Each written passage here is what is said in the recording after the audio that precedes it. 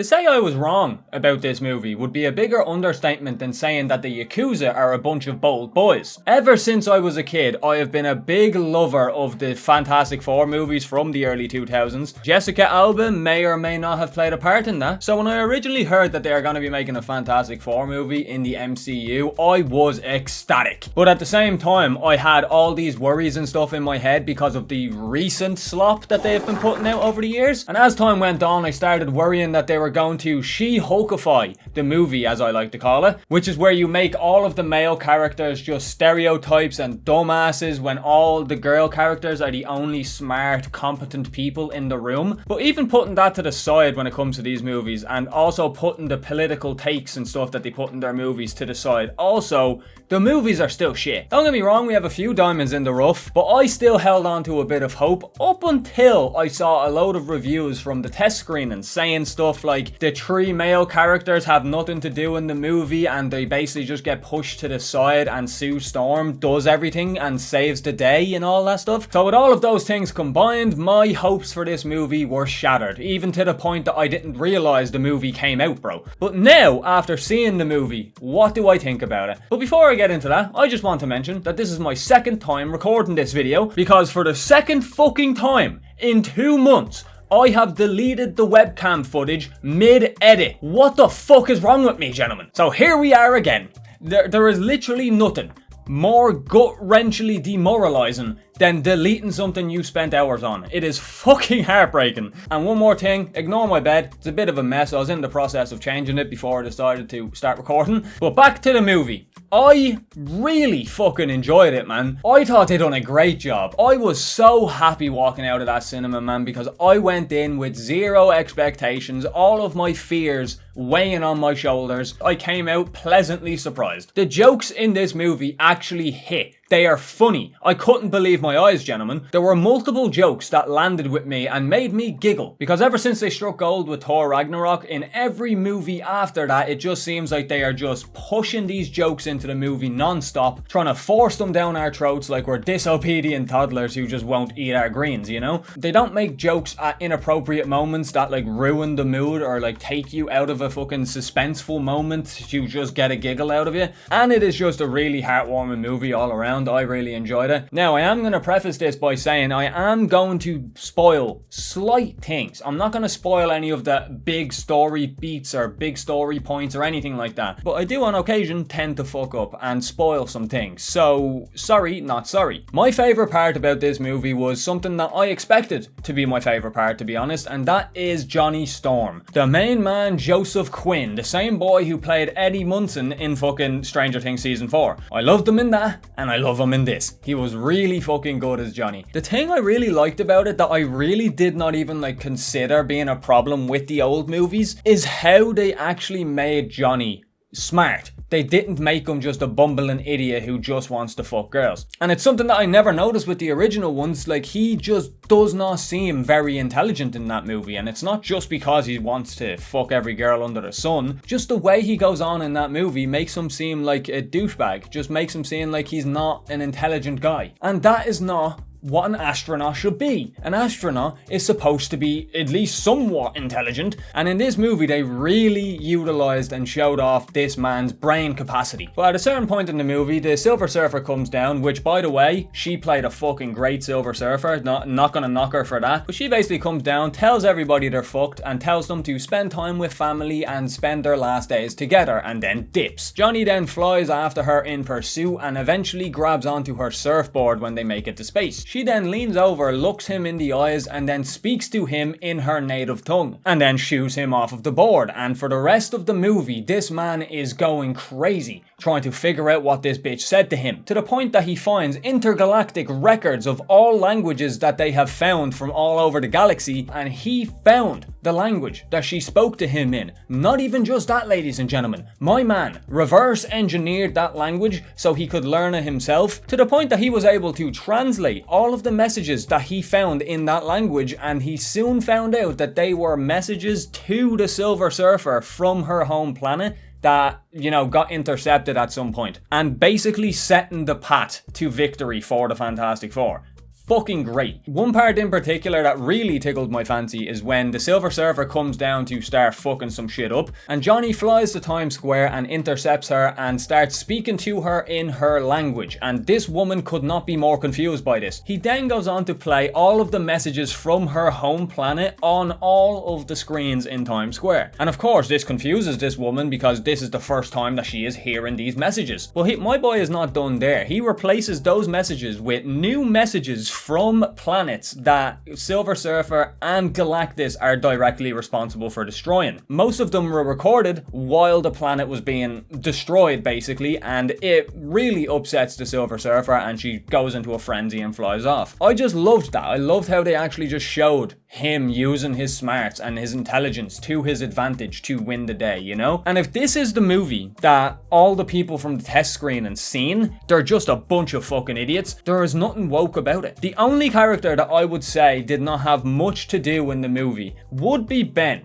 And that's not a bad thing, because like even though his powers and stuff weren't utilized, like he was still a crucial character. We get some wholesome moments of him walking through his hometown where he grew up in, and kids from a school recognize him because, you know, the Fantastic Four is famous and it's kind of hard to mistake a boulder walking around the town in full clothing. So they ask him to pick up a car to entertain them, basically, and he pretends to struggle, which entertains the kids, and he eventually lifts the car up above his head, and one of the kids turns to him and says, "Now throw it." And he's like, "Nah, I can't do that, blah, blah, blah." And then he goes to throw it at the kids. He pretends, of course, but the kids really enjoyed it and start laughing and having a great time. It was really wholesome. There are a lot of moments like that with the Thing in this movie, and like I think it is very wholesome that a character that is the most physically changed out of the group is having these like normal human interactions with people, you know? But he's not underutilized either, even in like terms of, you know, the plot moments and stuff like that, because while they make their way to confront Galactus and have a little chat with Galactus at the start of the movie, Ben is the one flying the spaceship, and my boy got some moves when it comes to that. And he also plays into the end fight also, you know? I've heard a lot of people complaining about the fact that like you don't get to see the powers on display all too much in this movie, and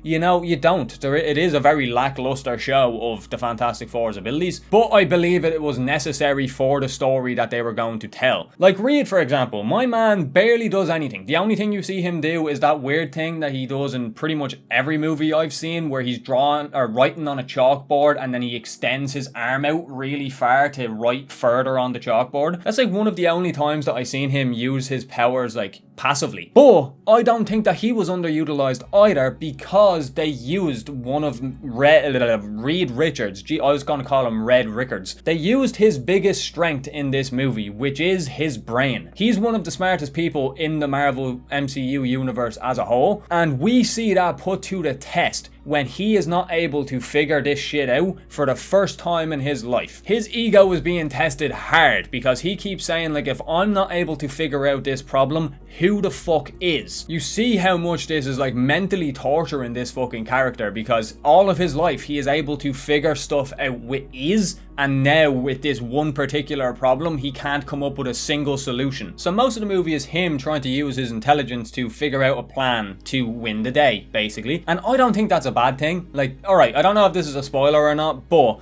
in this movie, Reed and Sue are new parents. They literally just have a kid at the start of the movie. They are very much worried, well, Reed in particular is very much worried that because they are not genetically normal human beings anymore, he is worried that the kid is going to come out with something wrong with him or some sort of ability or whatever. So he creates all of these machines to test for pretty much everything possible that could be wrong with this child, and it is fucking with his head throughout the entire movie. And same with Sue Storm, you know, they have a few outbursts at each other, but not once did I sit there and think, oh, this is boring, why, just flame on already, come on guys, Jesus, throw something across the room, stretch your arm, you know. Wait, I just had a weird thought that I wish I never had. Is Reed Richards able to stretch his dick?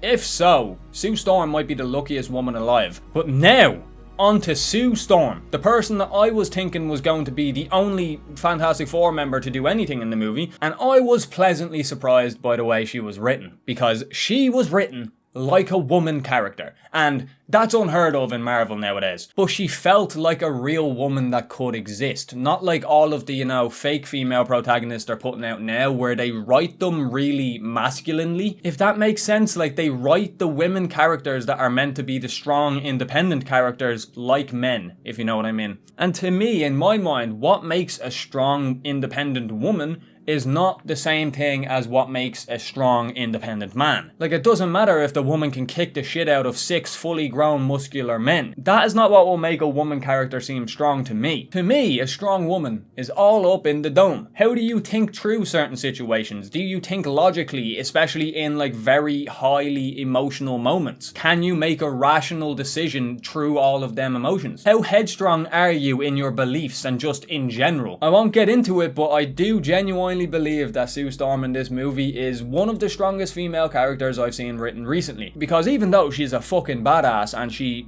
is strong in and of herself in terms of her powers and fighting ability and stuff like that, as a woman, as a person, she's also strong. Very strong, well written. She's there to help Reed out, her spouse basically, there to help him out during the pregnancy, even though she's the one that is dealing with, all of the hormones and emotions and stuff that come with pregnancy. She is always there by Reed's side, helping him while he is helping her, Like, it's a mutual agreement type of thing. I just like how she was written. And just to even fucking, set it in stone, gentlemen, I'm gonna talk about something that I thought was bonkers. After they're on their way back, getting chased by the Silver Surfer when they go to visit Galactus, they have to go through light speed at some point to, start making their way back to Earth. And during that, Sue Storm goes into labor while they're in fucking hyperspeed. And gentlemen, this woman begins to give birth while floating in zero gravity,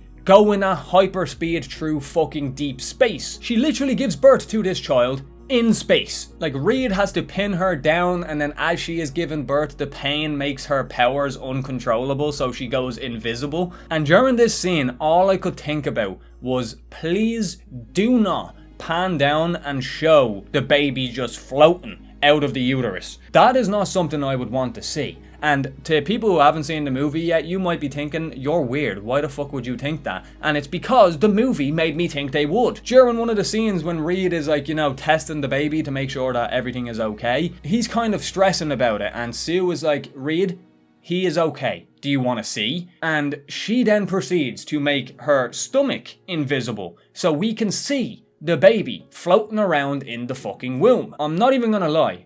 The most uncanny thing that I've ever seen in my life. It made me feel some sort of way. So as soon as that birth scene started happening and she went fully invisible, I was fully thinking that they were going to do that again. Because even though the baby is in her body, if she goes fully invisible, does that mean the baby also goes fully invisible? Or is the baby showing but she is invisible, it's not really explained. But let me know in the comments what you think. Does the baby also go invisible?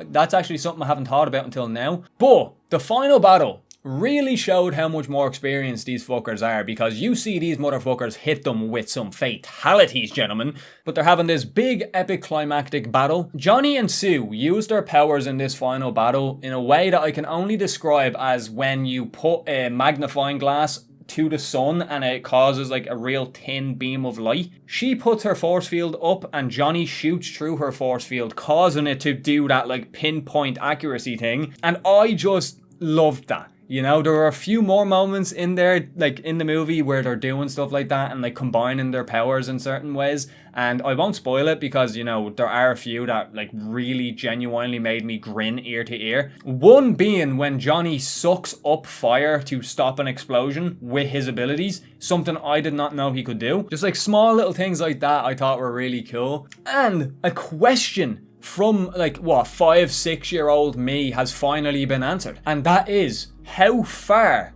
can Reed Richards stretch. I tested this on my little Stretch Armstrong Mr. Fantastic that I had, and I soon found out not very far because he eventually just snapped. But yeah, I'm gonna end this video here. I highly recommend going and seeing that. Sorry again, I should have had a video up yesterday. Hopefully I will have this video up by today. But yeah, I'm an idiot and fucking deleted my webcam footage.